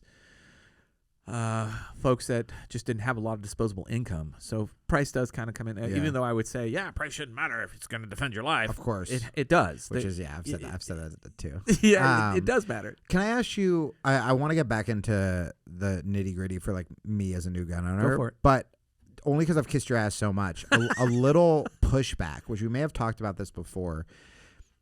I don't know if it was you, but I remember hearing someone essentially like pretty happy describing those statistics during the pandemic about how more people were buying guns. And to me, as someone who does care about self-defense, that to me was a red flag, because is it a positive thing if the reason that gun sales are going up is because of fear? Because to me, fear does not make a good gun owner, whether it's the pandemic, whether it's protests, whether whatever. I think someone in your position who is used to being on that side sees it as good. More people are, taking their defense seriously and want to protect themselves or want to protect their family. But that is still something that I think, even if I become a fucking ambassador for firearms, I think the old bleeding heart in me, who still cares about self-defense, can add to the conversation a little bit by being like, hey, fear, if used improperly, is going to make you less safe, let alone there could be casualties. Fears, if used properly, like Gavin DeBecker writes about I love him brilliantly in The Gift of Fear. But this is a great point, right? So if you guys haven't read it, I unfortunately have had to buy this book for so many of my girlfriends who have creepy ex-boyfriends. The Gift of Fear is saying how fear is sort of our internal guiding compass that keeps us safe, and that all those times you were like, man, I shouldn't go up to that guy's apartment, or I shouldn't walk down that alley, or like something just feels off. I'm going to wait a little bit until my friends can walk into my car. Yeah. That's your subconscious is picking up on some kind of cues or signs or whatever to keep you safe. Now, bringing this back to if you're buying a gun from fear, if you are constantly going, because you want to be fucking John Wick, or you just took a course and you're like, someone could be behind that corner. What would I do? What would I do if someone's behind that door? It's one thing. I'm sure me and you both like sit facing the fucking exit or the entrance to like a restaurant, but we're not like every table is a threat. If you're treating everything like a threat, you're actually blocking off your intuition, right? And so my fear would be, if you're buying a gun just because of fear, are you going to be so fucking paranoid that your situational awareness is going to be off? You will use the gun when you shouldn't. You won't use the gun when you shouldn't, because, again, you just have fear. To me, it's like I want to buy it and I want to train just like I would jiu-jitsu. Yeah. And the goal is to never fucking use it.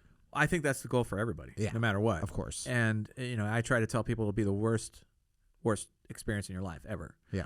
And you should avoid it at all costs, which means that, things like you'd mentioned, like de-escalation Yes. and situational awareness and verbal agility, being able to actually converse with somebody as opposed to trying to converse through a phone. I'm very good at that. I've talked my way out of pretty much every fight. Yeah. But those are It's a big deal. those are like often overlooked. But in the end, I understand what you mean by fear. Like, I don't want somebody to be fearful to own a gun per se. And what I say in response to that is, I can't control what is driving that emotion. It could very well be that they were the victim of a violent crime. Right. It could be rape, kidnapping, or the witness of violent crime, such as a homicide of a loved one. Yeah. So for me, if fear is driving them to purchase a firearm, I'm not going to question that. Right. And the reason I'm not going to question is because, again, I haven't walked through their shoes. Right. I don't know exactly what's happening on the other side of that.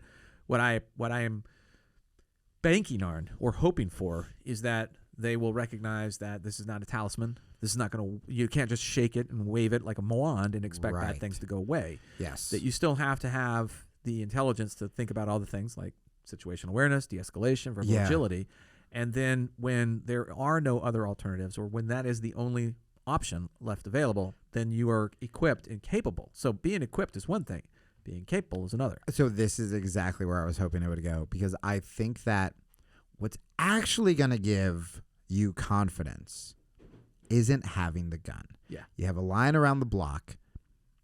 I wonder how many of those people went into train, because Yeah, exactly. I had a girl from Sheepdog reach out to me Nice. and thank me because I rolled with her, and she was like so shaky and stiff and nervous. And I remember thinking, like, as I was rolling with her, like, she might have had some kind of trauma, and this is the first time like a dude's been on top of her.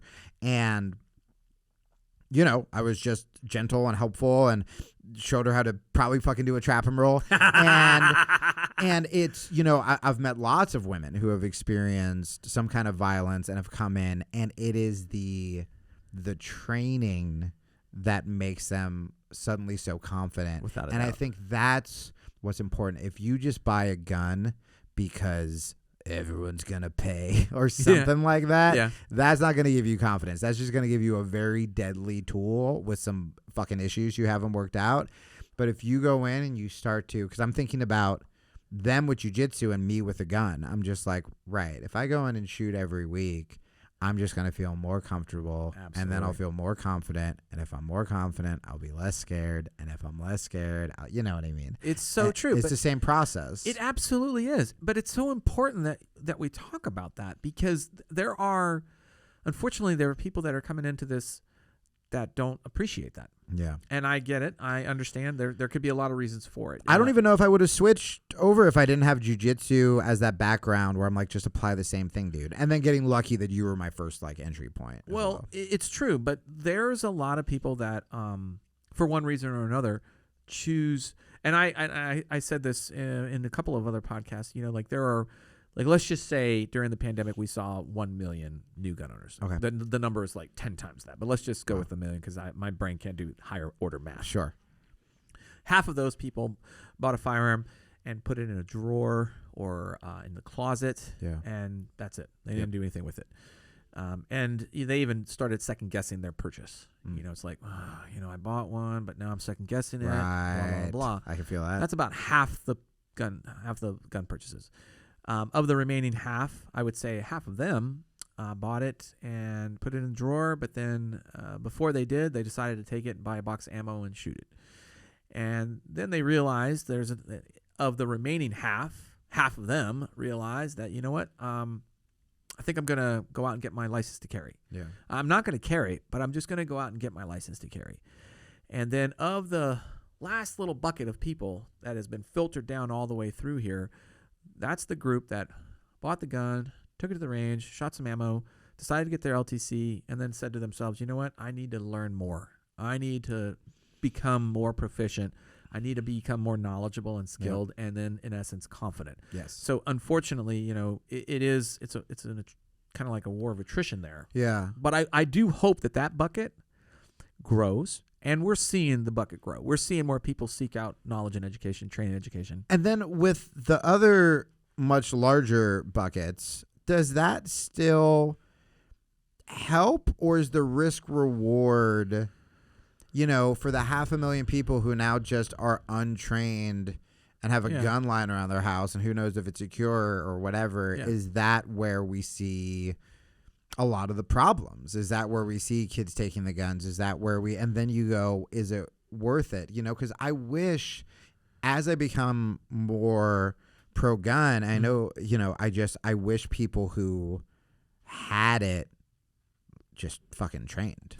That seems like such the solution for the majority of our problems.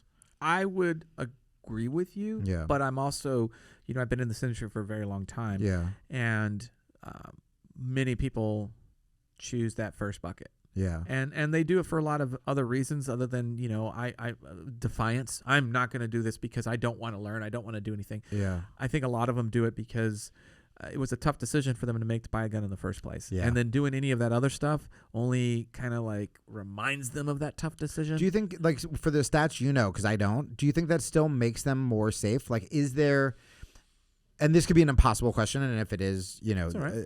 Again, I'm looking for the commonality. I'm not trying to be like Merp. Is there more of a chance that someone like that would use that gun to protect themselves or get more confident, or have something disastrous happen with it? Well, that's a harder question to answer, and I don't think there's actually good statistics that give me any really solid base to answer from.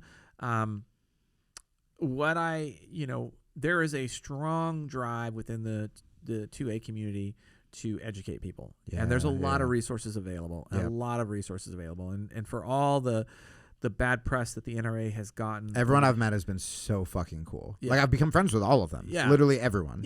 And I'm glad to hear that. But the NRA has wonderful programs that are online programs that you can watch for those new people to kind of help break them out of that kind of position where they feel more inclined to go out and learn. I always think that bucket's going to be huge. Yeah, I just do. Obviously, from a selfish point of view, as a premier trainer, I would love to see more people come out and seek training. Right. But over time, I recognize that that's just not the reality. That's not where we're going. What I hope to do is to, again, expand this bucket down here. Yep. The more of these folks that I can, the more we can get in that bucket, the bigger that bucket grows. I mean, theoretically, maybe the smaller this bucket grows. Yeah. So that's kind of like one way. And I will tell you too, the other thing is that this newer group of, like I said, this gun culture 2.0, they talk amongst themselves. They're all, they're all middle class. They're all affluent. They're all successful. They're all, at a point in their life where they have a reasonable amount of disposable income. Yeah. So they make smart decisions, and they do make good decisions. And that is reassuring to me, because I have concerns like, okay, well, how do we try to reconcile with the number of firearms that are out there that might be in the hands of people that potentially could get in trouble. Yep. And then I find on the other end of that equation, well, it's not my place to do that because it's their right. And what I need to do is I need to put myself in a position where I recognize that right, endorse that right, and then provide them with an opportunity to improve. And that's what I hope all trainers are doing. Okay, so here's a question then, a more positive one. So let's say me just moved to Austin. The podcast is new. It's doing well, but it's not raking in money yet. Okay. I wouldn't be able to, pay you for one-on-ones, which is I know how I would get good fast. Mm-hmm. I buy a gun that costs however much money. Yeah.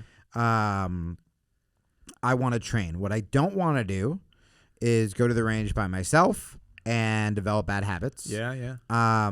Tim and a bunch of other people have told me dry firing is hugely underrated, which I agree with. But as someone brand new, what I don't understand is I know that I can work trigger control, but if aim is my problem, I'm sort of like, well, I should go to the range because dry firing, how do I know what the fuck I'm hitting, right? What is for people who don't have a ton of money, maybe they can go to the range once a week. You know, I mean, I'm doing jiu-jitsu every day. Maybe I can go in once or twice a week. Wow. What?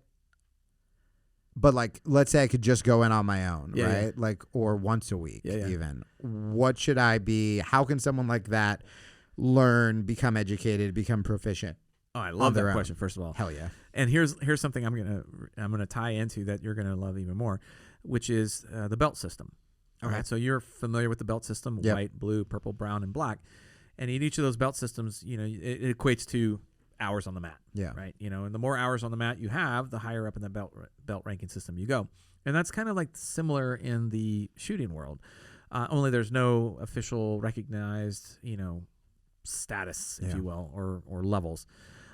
Which, good or bad, it does kind of create some problems. So think of yourself kind of like at the white belt level. And when you're at that white belt level, you know, you are going to make a lot of mistakes. You are going to make a lot of mistakes. The most important things that you learn, and you learn this in jiu-jitsu early on, is how to get out of bad positions. Yep. And so How to fall. Yeah, how to fall. Yeah. Exactly. So you learn these simple things, these fundamentals, as you mentioned earlier.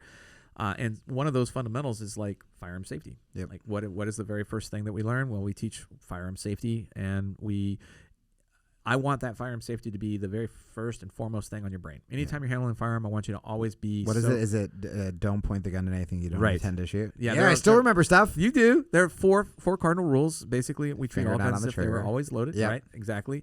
Keep the muzzle point in a safe direction. Keep your finger off the trigger until you're ready to fire, and then know your target and what's beyond. Yes. So those are like the 4 safety rules, and then pretty much any reputable firearms trainer is going to give you those rules. I'm a blue belt now. I I remember those. You do. And you know, so like when you want and so when you said that you would go to the range like maybe twice a week, Yeah. first of all, if you did that, Yeah. you would surpass your peers Pretty fast. Okay. Because I'm thinking jiu-jitsu where I'm like fucking 6-7 times a week. I'm Yeah, like, that's how exactly. you get good. Yeah, it is. But you're absolutely right. In the shooting world, what really happens is people might go to the range like once, maybe, I don't know, every month or two. For funsies. Yeah, exactly. Exactly. And there's not necessarily an agenda as far as like trying to get better. Right. Like in your case, It's like I'm fighting with my wife. I need to go shoot a target. yeah, they want to. Well, in your case, you want to get better, and so you know there are fundamentals that you get to learn early on. You learn like stance. You learned your body positioning. You learned sight, you know, sight picture, sight alignment, and trigger control. All those things that you learned. Those are the fundamentals. And truthfully, and which is why I love this analogy is so awesome, is that those are the things that are going to sustain you throughout all the levels. Yep. So when you talk about like rolling in with these guys and hey, you got them with the trap and roll, old school fundamentals, same exact thing. The difference is that your application of them is precise. Yes, your it's the timing timing. is dialed in. You have those hundreds of hours on the mat to know exactly how to exploit that. Right. Same thing happens in the shooting world. That's awesome. It really does. And so if you could exploit that, like twice a week, you know, you shoot like 50 rounds each time you go there. Yeah. And even if you don't know what you're doing, as long as you're safe, you will kind of stumble your way through it.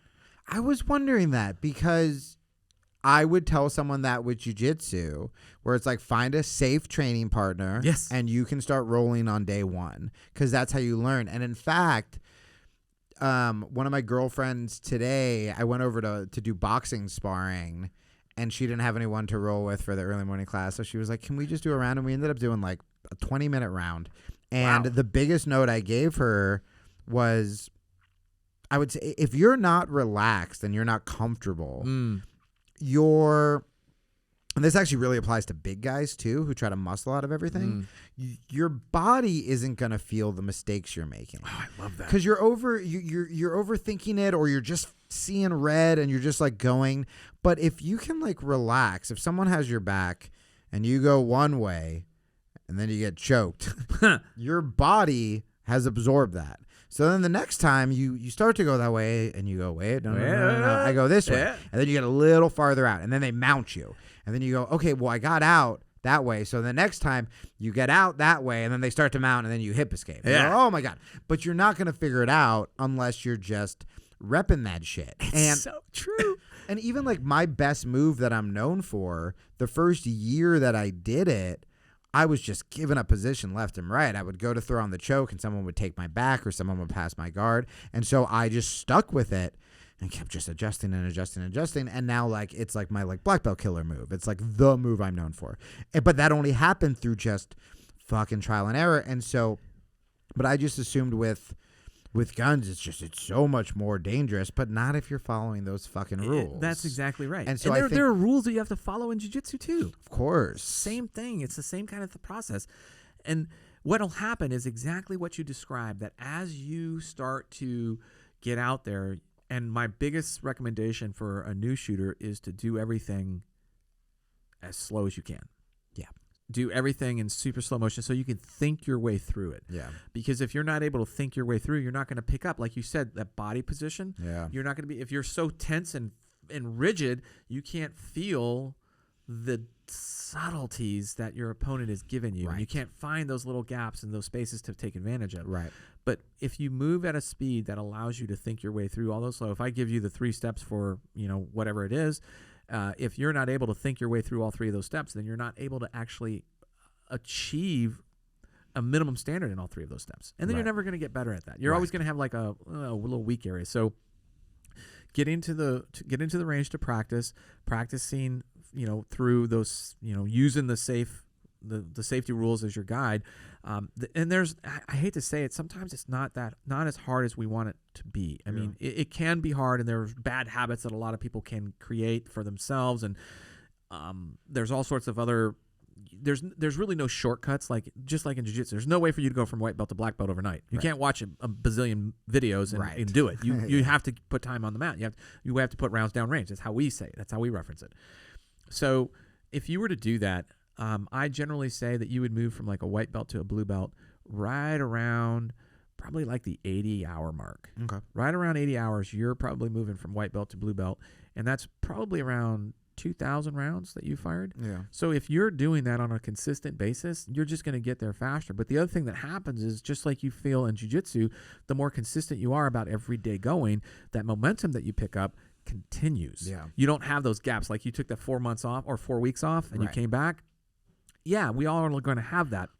And it takes you time to kind of get back into the feel of everything. Yeah. Same thing shooting. You'll be like, I slapped the shit out of the trigger on that one. Right, because I was like totally embarrassed, especially because you helped me so much when you were teaching me, and then I just haven't shot, and I was like, God, am I going to remember anything? But you're right. Like one day back and reminders. Yeah. And I'll be back to where I was, which was still like very new, but at least I had an idea of what I was doing. Absolutely. And I try to tell people is that, like, if you want to move from a white belt to a black belt, I would tell you to pump the brakes and focus on just focus on the now. Yeah. Right now. What do I need to do to just get from this practice session to the next practice session, and what's my win for the day? Right. My win for the day might be, all right, I want 10 shots in the X-ring. Right. And it takes me 50 to get there. Here, this might be a little too insider baseball, but I think this will be a good question.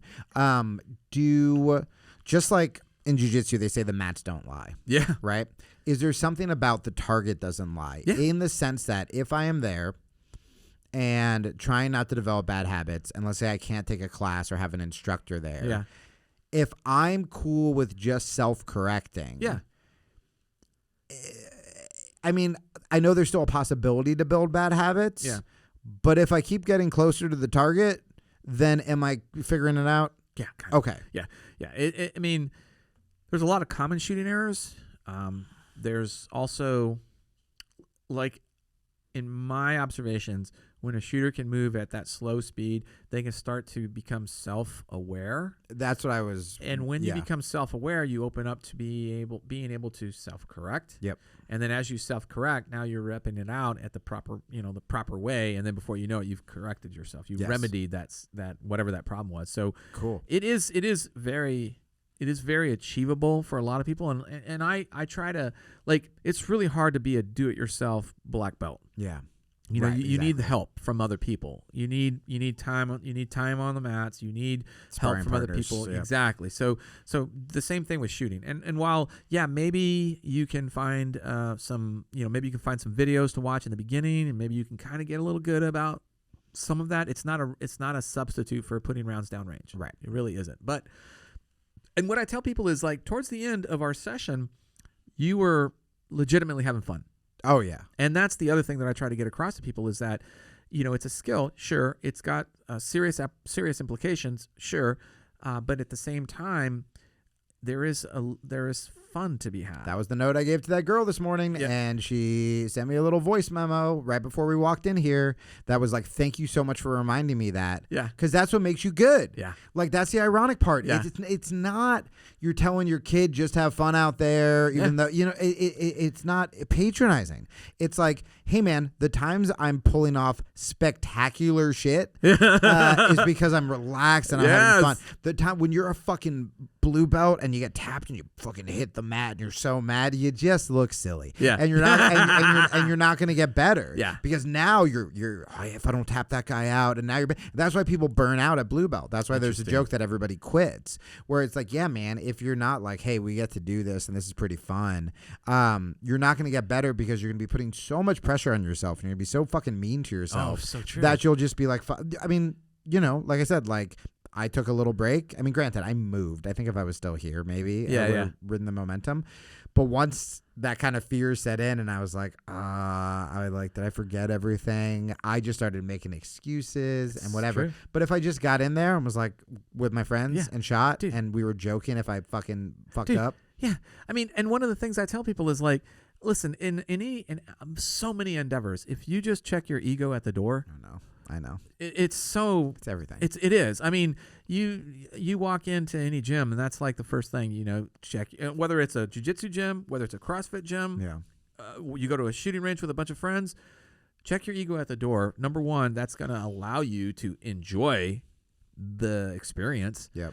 And then number two, it's going to put you in the optimal learning mode to get the most out of that experience with the people that are around you. Yep. And if you still have an ego, a little hack that I do when I go to the gym, because I suck at the gym and I'm not that big, is I make sure to wear a jiu-jitsu shirt so that when I'm doing my little shitty tiny weights, all the big people are like, I mean, that guy could probably still kill me. So you're going to see me. I'm not going to wear the fucking headphone things at the gun range so people can see my cauliflower ear. Just like, I can still fight you.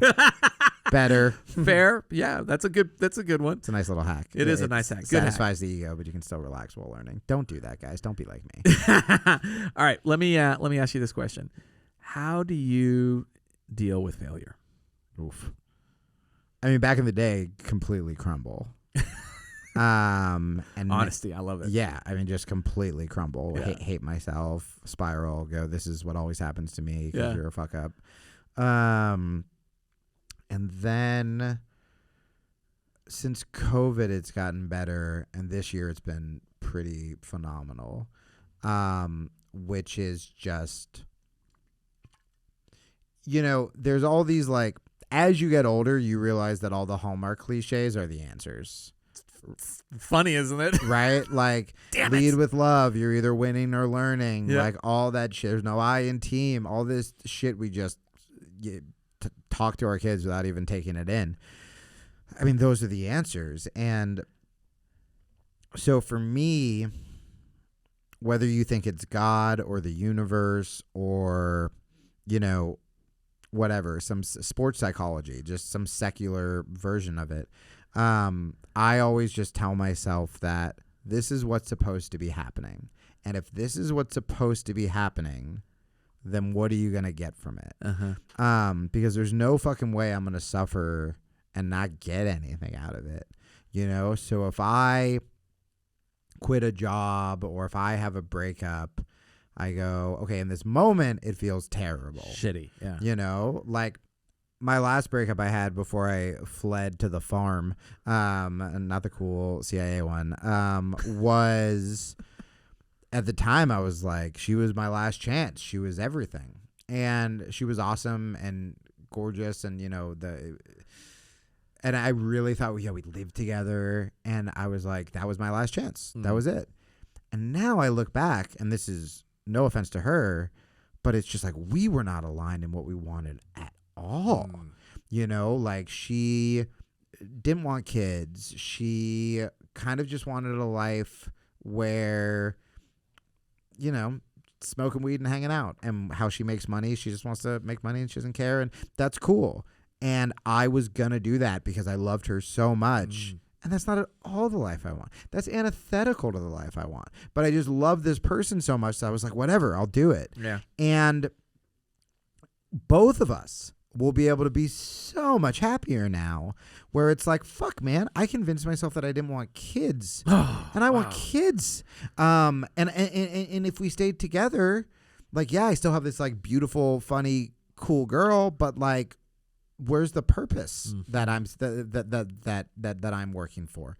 And so now looking back, I get to go, oh, whew, like, thank God that happened. But at the time, I was like, do I kill myself? Like, what do I do? Yeah. And it was so scary. And so being able to know that if everything is happening the way it's supposed to happen, put yourself 6 months out, and why is this happening? Right? And you try to start to figure it out now. I like that. Why is it happening now? I mean, dude, not to get like religious, but I just heard this great, I don't think you have to be religious, but I was listening to a podcast this morning, and he goes, God writes redemption stories. So all the stories he writes are redemption stories. Yeah. So how would you live your life if you knew the author was writing a great redemption story? And I was like, I gasped. Because if that is true, then it's like everything that's happening, you're working your redemption story. That's a good way to look at it. And so that's how I deal with failure now. I just go, okay, this wasn't supposed to happen. So the thing I'm supposed to do, I still need to look for. So I better start looking. I better figure out what was the lesson I learned from this. And by the way, that doesn't just mean, oh, fuck my ex or fuck my last job. Right. It means like, well, what did I get from that? Well, I got confidence. Okay. But what didn't I like? That. So now I'm going to get rid of the thing I didn't like, but I'm going to take the confidence with me to the next thing. I love and then that. what do I learn at the next thing? And then you keep going and going and going. That is, first of all, it sounds very similar to being on the Mets. Yeah, man. That's it. All right, so let's start wrapping things up. I got one final question for you. Let's go. What is the biggest takeaway you want the listeners to learn? Man, I mean, I've said a lot. There's I said lead with love. I said you learn from your failures. I mean, I guess it would be follow me on Instagram at the Jamie Kilstein. And the podcast is Advice Not Taken with Jamie Kilstein. Jamie Kilstein Podcast.com. I will be at the Syracuse Funny Bone this weekend. I don't know when this comes out. But my tour dates are at jamiekilstein.com/tour. Man, just be fucking cool. Just be cool. Just be kind and nice and just don't be a dickhead. And there's so much beauty at your lowest, man. Yeah. I mean, I remember over COVID, I do this thing on Instagram sometimes when I remember when I pet a stranger's dog, where I'll post that I pet one new dog today or something. And it started off as this silly joke. But it happened because my cat died. Dude, right before COVID, I had a breakup and my cat died in the same week. And then lockdown happened. So lockdown. And again, if I pulled the old Jamie, the story would be the first time you're ever fucking single and there's a global pandemic. You're alone for the first time. And your cat died. Yeah, your cat died. You're not going to be able to do this. And it was the best year of my life. Wow. Because I was like, I'm going to learn to be alone. Because I can't get another girlfriend because I'm not allowed to because there's a virus. And it was fucking incredible. But what happened was I lived in this kind of like bougie retirement area in Arizona. And I would pet these strangers' dogs who lived in my like little development. And they would be like, why don't you get a dog? And I would be like, oh, I lost my cat. And they'd be like, I lost Gerald, like their husband. And so I just started becoming friends with all these like fucking widows because like my cat despair was the same as their husband despair. So I was just making friends with all these old ladies and petting their dogs. And then it just became a thing that I started posting. And now even like fucking tough guys like Andy Craig, Andy Craig? Yes. Andy Craig will come up to me and be like, bro, I pet one dog today. And like... It's so funny because I love Andy. He's the best. Yeah. Little things like that, finding the joy in these everyday things when it seems like your life's falling apart, you can go take a walk and like look at the sky and still be like, this is fucking nuts. This is crazy. Like, Earth is beautiful, right? You can pet a stranger's dog. You can give a homeless person money. You can be nice to the person at Starbucks. All those little things, and it will make you feel better, because if you just live in your head or on your phone, you're going to think everything is crumbling, and you're missing these beautiful things that are happening around you. And yeah, man, petting a dog may not get you a new job or the money you need in the moment, but it'll make you happier. And just like you said, with having fun on the range, the happier you are, the more confident you are. The more confident you are, the more you can fix your fucking problems. And you're just putting out the energy into the world that you want to see, which is just, hey man, let's just be kind and help each other and root for each other, instead of thinking I'm the only one who can make it and having that fucking ego. And then the more we all succeed and the people around you succeed, the more you'll succeed, and then we can all be happy and chill the fuck out. I love that. Yeah. One piece of advice: if it's Belgian Malinois, maybe not pet it. I wouldn't pet that dog. don't pet that dog. I know my dog. Andy Craig, if you're listening, don't pet that dog. You're gonna get hurt, and I'm gonna feel bad.